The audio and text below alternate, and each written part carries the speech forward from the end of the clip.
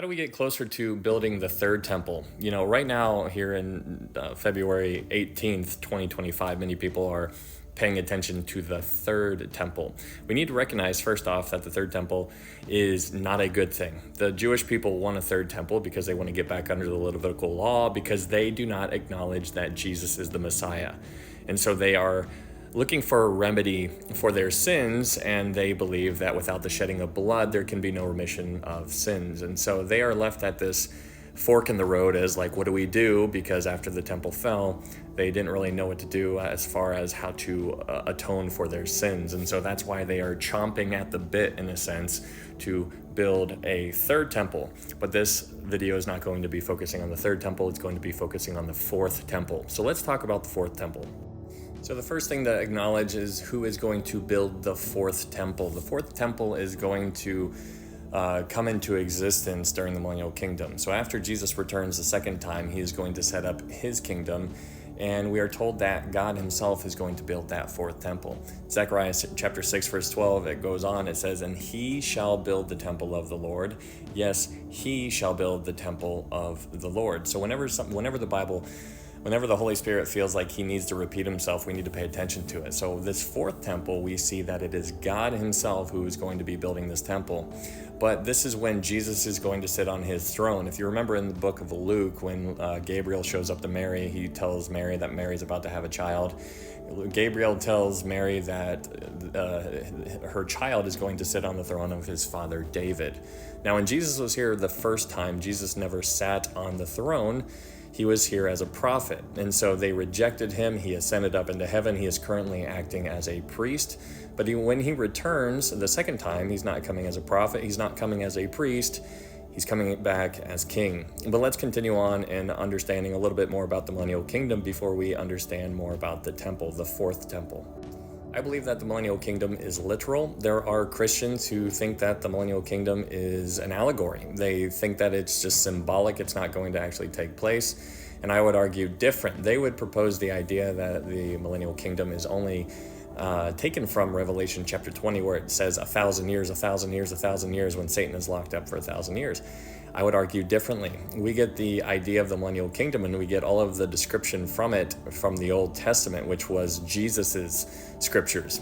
So in Isaiah chapter 4, it says, "When the Lord has washed away the filth of the daughters of Zion, then the Lord will create above every dwelling place of Mount Zion and above her assemblies a cloud and smoke by day and the shining of a flaming fire by night. For over all the glory there will be a covering." Now, what's interesting about this is what this is actually saying.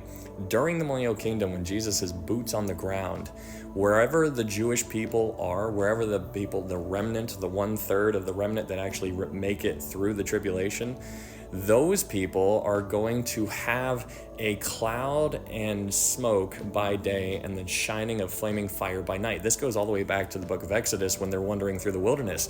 This is saying that the Jewish people, wherever they go or wherever their dwelling place is during the millennial kingdom, that they are going to have the Shekinah glory over their houses.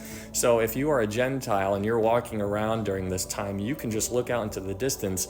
You would be able to see the Shekinah glory over their dwelling places, and you'd be able to recognize who lives there, because that is going to be unique to the Jewish people during the millennial kingdom, which is unbelievable. Also, what I think is also interesting is that during the millennial kingdom, God is going to be a shelter for them, but it says a shelter from storm and rain. So during the millennial kingdom, there's actually going to be weather. There's going to be storms and there's going to be rains. And during those times, God is going to provide a shelter for them in a time of storm and rain, which I think is pretty neat.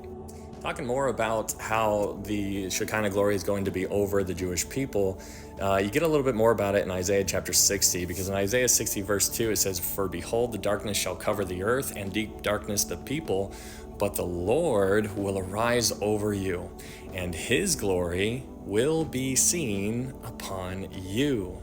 So his glory, the Shekinah glory, is going to be over the Jewish people for those 1,000 years.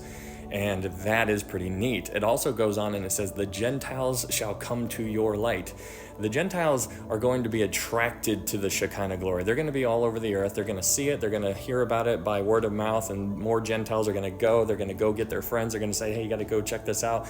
It's going to be really neat to see how this unfolds. But just the visual that Isaiah gives us about his glory is going to be seen upon Israel. People are going to look at the Jewish people during this time period, and they are going to say something is different about you, and that is pretty neat. Talking a little bit more about Isaiah 14, about how there's a difference between Jews and Gentiles. Everything is going to be flipped in upside down in a sense, because right now the Gentiles are oppressing the Jewish people, but during the millennial kingdom, the Jewish people are going to be over the Gentiles. And Isaiah 14 verse 1 and 2 kind of speaks on that, because it says, I just want you to understand the yellow here is going to be talking about the Jewish people, and the blue is going to be speaking of the Gentiles. And so it says, for the Lord will have mercy on Jacob and will still choose Israel and settle them, the Jewish people, in their own land. The strangers, Gentiles, will be joined with the Jewish people, and the Gentiles will cling to the house of Jacob. Then the Gentiles will take the Jewish people and bring the Jewish people to their place, and the house of Israel will possess Gentiles for servants and maids in the land of the Lord. The Jewish people will take the Gentiles captive, whose captives they were, and rule over their oppressors. Now, I can already hear it in the comments. People are going to be like, oh, they're taking them as servants and as maids. Oh, help me. Like all this kind of stuff. And I'm just like, no. Like, we don't understand. During this time period, people are going to be wanting to be as close as they possibly can to the Jewish people. Let's check out Zechariah real quick. In Zechariah chapter 8, it says, thus says the Lord of hosts, in those days 10 men from every language of the nations shall grasp the sleeve of a Jewish man, saying, let us go with you, for we have heard that God is with you. And so these people who are going to be, there's going to be Gentiles who are going to be helping get the Jewish people into their land during the millennial kingdom. And that's going to be a privilege. They're going to want to do that. That is something that they are going to be like, hey, can we hang out with you a little bit, because we have heard that God is with you. And so the Jewish people are going to be this massive light for the Gentiles during the millennial kingdom.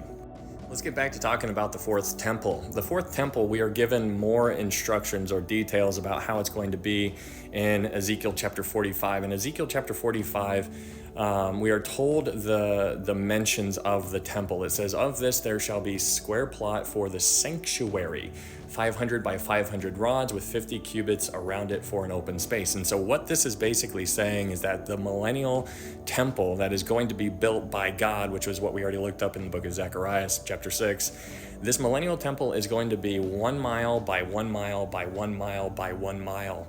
Now we know that this temple has not been built yet. That is a massive temple. So this is yet future. And so that temple is going to be built. That is the fourth temple that Ezekiel tells you. And you get all the details here. But there is going to be a literal fourth temple. So while everybody is paying attention to the third temple, which I think we all should be, we should all be watchmen and women on the wall, paying attention to the season that we are in, I think it's good to know that there is a fourth temple. And so this fourth temple is unique to the millennial kingdom. There's a 1,000-year reign where Jesus is going to be on the earth, and he's going to be reigning, and out of Zion is going to go forth the law, as Isaiah 2 tells us about. But I want you to understand is that the law is going to go forth from Zion, which is where the temple is going to be, which is where Jesus is going to be, which is where he's going to sit on his throne, the throne of his father David. And so there's going to be a temple in the 1,000 years. Now it's important to understand that there's a temple in the 1,000 years, because there is not going to be a temple in eternity. 1,000 years, the millennial kingdom is different than eternity. So for 1,000 years, there's still going to be sin on the earth. He's going to rule with a rod of iron. And then at the end of the 1,000 years, there is going to be a new heavens, new earth, and a new Jerusalem. In Revelation chapter 21, it says John sees the new Jerusalem and he says, but I saw no temple in it. So there is no temple in the new heavens, new earth, new Jerusalem, but there is a temple in the millennial kingdom. And so it's good to recognize the difference. And so when you compare and contrast, it helps you kind of categorize some things. And so that's all I'm trying to do here, is trying to get you to understand a little bit more about the millennial kingdom, because there are some Christians who don't believe in a literal millennial kingdom, but it's hard to, there's all kinds of comparisons you can make here. I only have like 5 seconds left, so hopefully this helps. Thanks, guys.